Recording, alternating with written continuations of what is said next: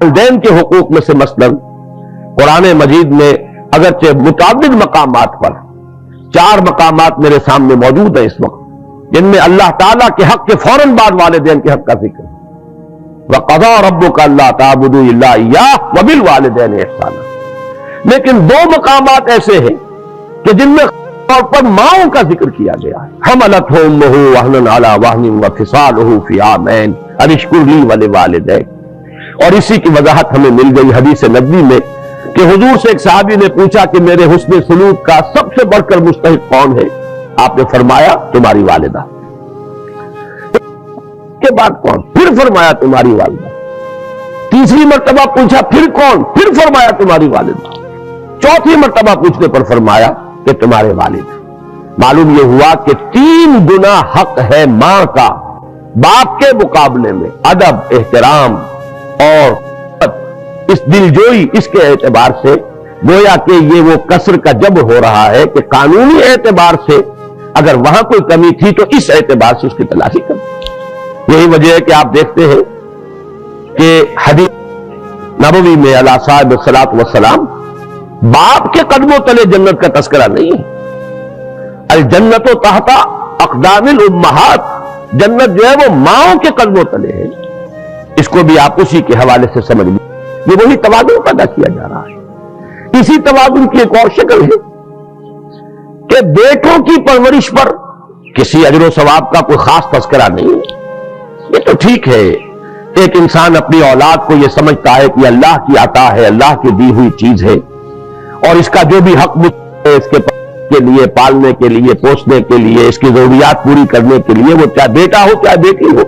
اس کے لیے وہ بھاگ دوڑ کرتا ہے یہ سمجھ کر کہ اللہ کی طرف سے مجھ پر ذمہ داری عائد کی گئی ہے، تو خواہ وہ بیٹا ہو خواہ بیٹی ہو، دونوں کے اعتبار سے اجر ملے گا انسان کو۔ ویسے یہ کہ طبعی محبت کے تحت تو جانور بھی اپنے اولاد کی پرورش کرتے ہیں اور خبرگیری کچھ کرتے ہیں، انسان میں وہ اللہ تعالیٰ نے بہت ہی زیادہ مادہ رکھ دیا ہے، لیکن یہ ہے کہ اس میں اگر انسان یہ سمجھ کر کر رہا ہو کہ یہ در حقیقت اللہ کی عائد شدہ فرض ہے مجھ پر جو میں ادا کر رہا ہوں، یہ اللہ کی امانت ہے میرے پاس۔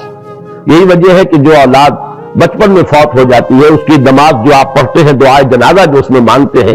اس میں کیا ہے؟ اللہم اجعلہ لنا فرطا واجعلہ لنا اجرا وذخرا واجعلہ لنا شافعا مشفعا، پروردگار یہ بچہ تو نے مجھے دیا تھا، تیری امانت تھی، میں نے جو مشقت کی ہے، پالا پوسا، ہم نے جو بھی اس پر مشقت جھیلی ہے، پروردگار تو اس کو ہمارے لیے آخرت میں ذخیرہ بنا دے، اجر کا ذریعہ بنا دے۔ معلوم یہ ہوا کہ چونکہ تیری شے سمجھ کر ہم نے یہ کام کیا۔ اگر کبھی محبت کے تحت ہو تو پھر تو اجر آپ اس کے پر کلیم کر ہی نہیں سکتے، تو اس اعتبار سے تو لڑکے اور لڑکی میں کوئی فرق نہیں ہے۔ لیکن یہ کہ آگے چل کر ساری احادیث کے اندر لڑکیوں کے پالنے پوسنے کے بارے میں ہے، کہیں کہ جس نے 2 بچیوں کو بھی بڑی یعنی دلی محبت پالا پوسا، پروان چڑھایا، تعدیب اور تعلیم دی، اور وہ ان کو وہ جوان ہوئی، دونوں اس کے لیے اوٹ بن جائیں گی قیامت کے دن کہ جہنم میں نہیں جانے دیں گی، ستر من النار، اوٹ اور پردہ بن جائیں گی جہنم سے۔ اور بعض روایات میں تو ایک بچی کے بارے میں بھی یہ موجود ہے۔ تو معلوم یہ ہوا کہ ایک ہے قانونی نظام، ایک ہے یہ اخلاقی نظام۔ قانونی نظام میں وہ کیوں فرق رکھا گیا، وہ بھی بڑی ہی سیدھی سی بات ہے، منطقی سی بات ہے۔ اگر آدمی ضد پر ڈٹائی پر نہ اتر آئے تو عقل سلیم اسے قبول کرے گی، اور وہ یہ ہے کہ کسی بھی ادارے کے 2 سربراہ بالکل مساوی اختیارات والے نہیں ہو سکتے۔ اگر ہوں گے تو وہ ادارہ جو ہے اس میں فساد پیدا ہو جائے گا، بد انتظامی ہوگی، ہنگامہ ہوگا، نظم قائم رہ نہیں سکتا کہ 2 سربراہ ہو گئے۔ تو اسی لیے آپ مینیجنگ ڈائریکٹر کسی لمیٹڈ کمپنی میں ایک ہی پائیں گے، ڈائریکٹر 50 بنا لیجیے آپ۔ اسی طریقے سے محکمے ہیں تو ان میں ڈائریکٹر اوپر ایک ہوگا، deputy director, assistant director, joint director, جتنے چاہے بنا لیں۔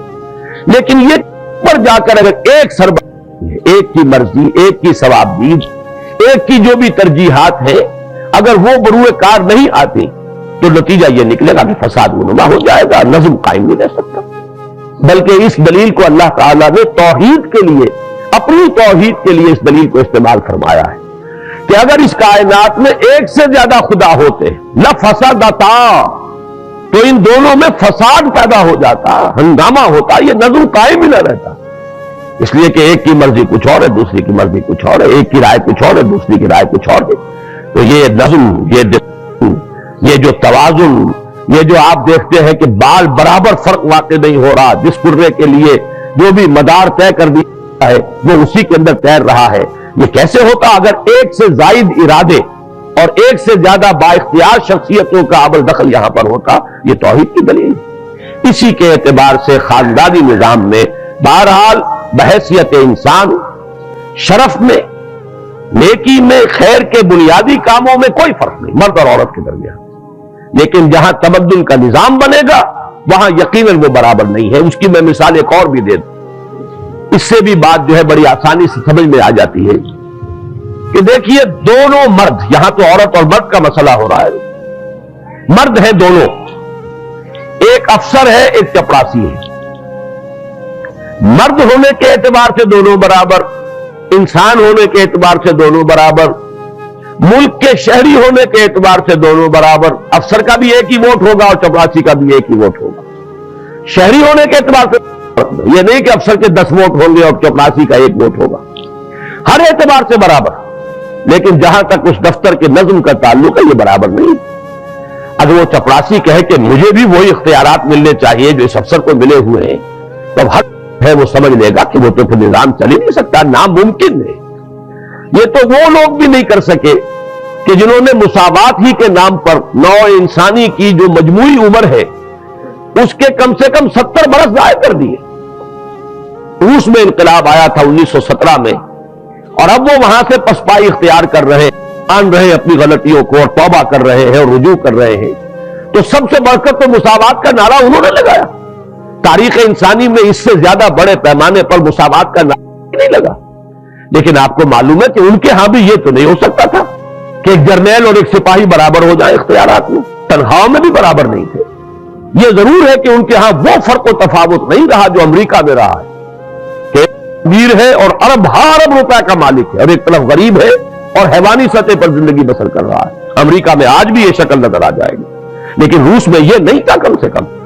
لیکن وہ مساوات کے بالکل برابر کر دیا جائے ناممکن ہے۔ جرنیل جرنیل رہے گا، سپاہی سپاہی رہے گا، جرنیل کے ساتھ اپنی جگہ ہوں گے، سپاہی اپنی جگہ ہوں گے، اس کے اپنے حقوق ہوں گے۔ پھر یہ کہ تنخواہوں میں بھی فرق و تفاوت ہوگا۔ تو اس بات کو اچھی طرح سمجھ لیجئے کہ جہاں تک انسانی شرافت کا تعلق ہے، نیکی اور تقوی کے ان تمام اعمال کا تعلق ہے جو سورہ احزاب کی اس آیت مبارکہ میں نے آپ کو سنایا، بلکہ میں نے عرض کیا تھا کہ آخری آیت کا بھی میں وہاں تذکرہ کروں گا۔ اس سورہ مبارکہ کا جو ایک خاص مزاج ہے، اس میں یہ مردوں اور عورتوں کا ذکر ساتھ ساتھ جو آیا ہے بار بار، وہی آپ کو اس کی آخری آیت میں بھی ملے گا۔ لِيُعَذِّبَ اللَّهُ الْمُنَافِقِينَ وَالْمُنَافِقَاتِ وَالْمُشْرِكِينَ وَالْمُشْرِكَاتِ وَيَتُوبُ اللَّهُ عَلَى الْمُؤْمِنِينَ وَالْمُؤْمِنَاتِ وَكَانَ اللَّهُ غَفُورًا رَحِيمًا، تاکہ اللہ تعالی عذاب دے منافق مردوں کو بھی، منافق عورتوں کو بھی، مشرک مردوں کو بھی، مشرک عورتوں کو بھی، اور تاکہ اللہ تعالیٰ توبہ قبول فرمائے اپنے مومن بندوں کی بھی اور اپنی مومن بندیوں کی بھی۔ تو معلوم یہ ہوا کہ یہ جو دو صورتیں ہیں یہ نوٹ کر لیجئے، سورہ نور اور سورہ احزاب، یہ معاشرتی نظام سے متعلق قرآن مجید میں جامع ترین صورتیں یہی، انہی میں احکام ستر اور حجاب کے، اس اعتبار سے ان کا ایک خصوصی مقام ہے، اور یہی وجہ ہے کہ آپ یہاں دیکھ رہے ہیں کہ اس طریقے سے تکرار کے ساتھ 10 اوصاف پہلے بیان کیے گئے اور اختتام پر بھی علیحدہ علیحدہ، مومنین، مومنات، منافقین، منافقات، مشرکین، مشرکات۔ دوسری بات جو میں نے عرض کی کہ جہاں تک نظام کا اور تمدن کا تعلق ہے اس میں یہ برابر نہیں، ہمیں یہ بات کھل کر کہنی، ہمیں کوئی اس میں حجاب نہیں ہونا چاہیے، اس لیے کہ یہ ہمارے دین کی تعلیمات ہے، ہمیں ان سے جو بھی بات سامنے آتی ہے اسے قبول کرنا چاہیے اور دھڑلے کے ساتھ اس کا اعلان کرنا چاہیے، چاہے دنیا ہمیں دقیانوسی کہے۔ اس اعتبار سے ضرورت ہے کہ ایک اعتماد پیدا ہو ہمارا اس کتاب پر اور محمد الرسول اللہ صلی اللہ علیہ وسلم پر۔ مجھے ایک واقعہ یاد آیا کہ بعض صحابہ نے حضور کے سامنے مسئلہ رکھا کہ یہ یہودی جو ہے ہمیں چھیڑتے ہیں، چڑھاتے ہیں کہ تمہارے نبی تمہیں بڑی چھوٹی چھوٹی باتوں کی تعلیم دیتے ہیں۔ حضور صلی اللہ علیہ وسلم نے فرمایا تم ان سے کہو کہ ہاں وہ ہمیں کرنا بھی سکھاتے ہیں، اس لیے کہ یہ بھی انسانی زندگی کا ایک حصہ ہے۔ طہارت نہ ہو تو پوری زندگی کے اندر ایک خباثت پیدا ہو جائے گی، لہٰذا تو ہمیں طہارت کے اصول بھی بتاتے ہیں، استنجا کرنا بھی سکھاتے ہیں۔ تو یہ اعتماد ہونا چاہیے کہ بجائے اس کے کہ لوگ جو ہے وہ آپ کے اوپر حاوی ہو جائیں کچھ نعرے لگا کر، آپ کو چاہیے کہ جو اپنی بات ہے، جو کتاب و سنت کی تعلیمات ہے، اس پر دھڑلے کے ساتھ، پورے اعتماد کے ساتھ قائم رہے اور پوری جرأت کے ساتھ اس کا اعلان کرے۔ اب میں آتا ہوں تیسری بات کی طرف۔ دینی معاملات میں ایک تو مسئلہ وہ ہے، نماز ہے، روزہ ہے، حج ہے، عمرہ ہے، صدقہ ہے، یہ تمام جو چیزیں ذکر ہے، یہ تمام چیزیں جو ہیں جن کا ذکر سورہ احزاب کی آیت میں آیا۔ ایک اس سے اوپر کا مرحلہ ہے دین کی تبلیغ، دین کی دعوت، اور دعوت اور تبلیغ سے بھی اونچا ایک مرحلہ ہے دین کی اقامت، دین کو غالب کرنا، دین کو قائم کرنا، دین کے نظام کا بول بالا کرنا۔ اس میں عورتوں کا کتنا حصہ ہے؟ آیا اس میں بھی وہ برابر کی شریک ہوگی؟ آیا اس میں بھی ان کا معاملہ وہی ہے کہ جو مردوں کا ہے، یا یہ کہ اس میں فرق و تفاوت رہے؟ اس کو میں چاہتا ہوں، کیونکہ مجھ سے کہا گیا تھا کہ بعض خواتین اس مسئلے میں خاصی پریشان ہیں، اس لیے کہ ضرورت تو واقعتاً محسوس ہوتی ہے کہ مغربی ذہن رکھنے والی اور مغربی تہذیب کی دلدادہ خواتین تو سڑکوں پر بھی آتی ہیں، نعرے لگاتی ہیں، جلوس نکالتی ہیں، اسلام کے خلاف، قرآن مجید کے صریح احکام کے خلاف۔ اب اگر ان کا مقابلہ مسلمان عورت تو معلوم یہ ہوتا ہے کہ بازی ہار جائیں گے، ہم اس میدان میں آنا پڑے گا۔ ایک ضرورت کا احساس ہے، لیکن یہ کہ اس کے ساتھ ہی اسلام کی جو تعلیمات بنیادی سطر ہے، حجاب ہے، گھروں میں رکے رہنا ہے، وقرن فی بیوتکن، پھر اسلام نے عورت پر جو اصل ذمہ داری ڈالی ہے، اولاد کی پرورش ہے، اس کی تربیت ہے، شوہر کی خدمت ہے، شوہر کے لیے گھریلو ماحول کو بہت پرسکون بنانا ہے تاکہ اسے سکون حاصل ہو، لِتَسْكُنُوا إِلَيْهَا، یہ بھی قرآن مجید کے الفاظ ہیں۔ یہ اس کی ہے کہ جو پرائمری رسپانسبلٹیز ہے، بنیادی ذمہ داریاں ہیں۔ اب ان دونوں کے اندر یقیناً ایک تصادم آ جاتا ہے کہ یہ متضاد ہے، یہ دو تقاضے، ان کو کس حد تک پورا کیا جائے۔ اس میں جہاں تک میرا مطالعہ ہے، نوٹ کر لیجئے، جب تک ستر اور حجاب کے احکام نازل نہیں ہوئے تھے، یہ تو آپ کو معلوم ہے شریعت پوری ایک دم تو نہیں آئی تھی، بلکہ یہ کہ رفتہ رفتہ تدریجاً، اور شریعت ہم اکثر و بیشتر آئے ہیں ہجرت کے بعد۔ اس سے پہلے نہ پردے کے احکام تھے، نہ سطر کے احکام تھے، نہ اور کوئی دوسری شریعت کے اندر جو چیزیں حرام کی گئی، ابھی شراب بھی حرام نہیں تھی، جوا بھی حرام نہیں تھا، سود بھی حرام، کوئی شے حرام نہیں تھی۔ ابھی تو بنیادی بات توحید، رسالت پر ایمان، آخرت پر ایمان، اخلاق حسنہ، تزکیہ نفس، سارا زور اس پر سر ہو رہا تھا۔ اس وقت تک تو ہمیں یہ نظر آتا ہے کہ صحابیات بھی بالکل دوش بدوش تھیں، شانہ بشانہ تھیں، ہر میدان میں انہوں نے وہ تمام مقامات بلند حاصل کیے ہیں کہ جو صحابہ نے، مردوں نے حاصل کیے۔ یہی وجہ ہے کہ سورہ عمران کی اس آیت میں، جس کا میں نے ابھی حوالہ دیا تھا، انی لا اضیع عمل عامل منکم من ذکر او انثى بعضکم من بعض فالذین ہاجروا واخرجوا من دیارہم وأوذوا فی سبیلی وقاتلوا وقتلوا لأکفرن عنہم سیئاتہم ولأدخلنہم جنات تجری من تحتہا الانہار۔ تو جن لوگوں نے اللہ کی راہ میں ہجرت کی، جنہیں اللہ کی راہ میں ایذائیں پہنچائی گئیں، جنہوں نے اپنے گھروں کو چھوڑ دیا، اپنے گھر نکالے گئے، جنہوں نے اللہ کی راہ میں قتال کیا، اب یہ جو سارے معاملات ہیں، اس میں تو قاتلوا وقتلوا، اور قتل ہوئے، تو معلوم یہ ہوا کہ ان تمام چیزوں میں ہمیں نظر آتا ہے کہ خواتین بھی شریک ہیں۔ جیسے مالی انفاق میں جو خصوصی مقام حضرت ابوبکر صدیق کا ہے رضی اللہ تعالیٰ عنہ، مال خرچ کرنا دین کے لیے، میں سمجھتا ہوں کہ اتنا ہی مقام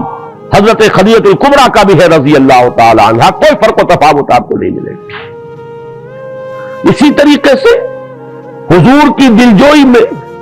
حضور کی نصرت میں، جیسے تمام صحابہ جو ہے وہ ساتھ ہیں، اسی طریقے سے جو خواتین آپ کے ساتھ ایمان لائی ہے وہ بھی اس میں شریک ہیں۔ چنانچہ پہلی شہادت ایک انسانی جوڑے کی ہوئی ہے، ایک مرد اور ایک بیوی اس کی، حضرت یاسر رضی اللہ تعالیٰ عنہ، حضرت سمیہ رضی اللہ تعالی عنہ، دونوں میاں بیوی اللہ کی راہ میں شہید ہوئے، صبر اور مصابرت کا پورا ثبوت دیا، ڈٹ گئے، نہ اس مرد نے گردن جھکائی اور کلمہ کفر زبان سے نکالنے پر آمادہ ہوئے حضرت یاسر، نہ وہ خاتون جو ہے انہوں نے کمزوری دکھائی، وہی عظیمت وہ انہوں نے بھی اس سے ظاہر۔ اسی طریقے سے ہجرت، اگر حضرت عثمان ہجرت کر کے تشریف لے جا رہے ہیں حبشہ رضی اللہ تعالی عنہ، تو آپ کو معلوم ہے کہ حضرت رقیہ رضی اللہ تعالی عنہ حضور کی صاحبزادی، وہ بھی ساتھ ہجرت کر رہی۔ تو ہجرت ہو، اللہ کی راہ میں جان دے دینا ہو، انفاق مال ہو، اور اسی میں آپ سے عرض کروں گا کہ وہ مشہور واقعہ سامنے رکھیے، حضرت عمر جیسے شخص پلا دینے والی، وہ تو ان کی ہمشیرہ تھی حضرت فاطمہ بنت خطاب، عمر کو عمر بنا دینے والی، عمر فاروق بنا دینے والی، اس لیے کہ اور تو کسی کی بات ابھی ان پر اثر انداز نہیں ہوئی تھی۔ اصل میں جو عظیمت انہوں نے دیکھی اپنی ہمشیرہ میں کہ حضرت فاطمہ بنت خطاب نے، جبکہ حضرت عمر انہیں مار رہے تھے، زد و کوب کر رہے تھے، شوہر کو بھی مارا ہے، حضرت سعید ابن زید رضی اللہ تعالی عنہ، اور جب وہ آگے بڑھی ہے بچانے کے لیے تو ان کو مارا ہے، لہو لہان کر دیا ہے۔ لیکن جب حضرت فاطمہ بنت خطاب زوجہ سعید ابن زید رضی اللہ تعالی عنہما، جب ان کے زبان سے یہ الفاظ تھے کہ اے عمر چاہے تم ہمیں ہلاک کر دو لیکن ہم اب اس دین کو چھوڑنے والے نہیں، فکر کر رہے گئے حضرت عمر۔ اسی کو علامہ اقبال نے کہا تم ہی دانی کہ سوزے قراتے تو کرد تقدیر عمر را، بہرحال شعر کے لیے ذرا سا اس کے اندر بدل گیا مضمون، سوزے قرات نہیں تھا یہ، بلکہ در حقیقت یہ عظیمت کا مظہر تھا، اظہار عظیمت کہ ہم نے جان بھی دینے کو میں تیار ہوں لیکن یہ کہ اب اس دین کو چھوڑنے کے لیے آمادہ نہیں۔ یہ وہ ہے در حقیقت اظہار عظیمت کہ جس کا اثر پڑا ہے حضرت عمر بن الخطاب رضی اللہ تعالیٰ عنہ کی طبیعت پر، اور پھر وہ عمر فاروق بن گئے۔ تو اس اعتبار سے نوٹ کیجئے کہ اس وقت تمام کاموں میں خواتین برابر کی شریک نظر آتی۔ یہی وجہ ہے کہ غزوہ احد میں جب یہ خبر پہنچی، اگرچہ ظاہر بات ہے کہ لشکر کشی کے وقت اور عین جنگ کے وقت تو خواتین کا تذکرہ نہیں ہے، جس طرح ہند آئی ہے کفار کے لشکر کے ساتھ، بعد میں چونکہ وہ بھی ایمان لے آئی ہے، ہمیں ادب سے نام لینا چاہیے، لیکن یہ کہ اس وقت تک تو وہ خون کی پیاسی نہ صرف حضور کی بلکہ خاص طور پر حضرت حمزہ اور پیٹ چاک کروا کے کلیجہ چبایا ہے، تو وہ جب آئی ہے تو وہ تو ان کے بارے میں تو آپ کو معلوم ہے کہ رجز پڑھے ہیں، جیسے آج کل کا رواج ہے، انہوں نے یعنی گاتے ہوئے رجز پڑھ کر جو کفار تھے ان کا حوصلہ بڑھایا ہے، اس طرح کا کوئی مسئلہ تو معاذ اللہ کسی مسلمان خاتون کا اس وقت بھی نہیں ہے، لیکن یہ ضرور مل جاتا ہے کہ جب وقتی طور پر شکست ہو گئی ہے اور اس وقت جو ہے ایک بڑا ہنگامی صورت پیدا ہوئی ہے تو پھر خواتین دوڑی ہیں، آئی، انہوں نے مرہم پٹی بھی کی ہے اور زخمیوں کو پانی بھی پلایا ہے، لیکن اس وقت تک پردے کے احکام نہیں آئے۔ سورہ نور بھی بالکل بالاتفاق اس کے بعد نازل ہوئی ہے اور سورہ احزاب بھی بالکل بالاتفاق اس کے بعد نازل ہوئی۔ اس اعتبار سے اس پر آپ قیاس نہ کیجیے۔ اسلام نے جب اپنا پورا نظام بنا دیا ہے، جب پورا ایک اس کی شریعت کا ڈھانچہ مکمل ہو گیا ہے، تب یہ کہ تقسیم کار بڑی ہی تکمیلی شکل کے اندر کر دی گئی۔ عورت کی اصل ذمہ داری اس کا گھر ہے،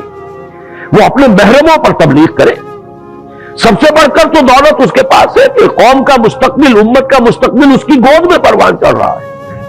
لہذا اگر ماؤں کی گود سے انہیں وہ جذبہ ایمان ملے، اس وقت سے ان کی تربیت ہو رہی ہو، خدا ترسی کی تربیت ہو رہی ہو، سچ بولنے کی عادت ڈالی جا رہی ہو،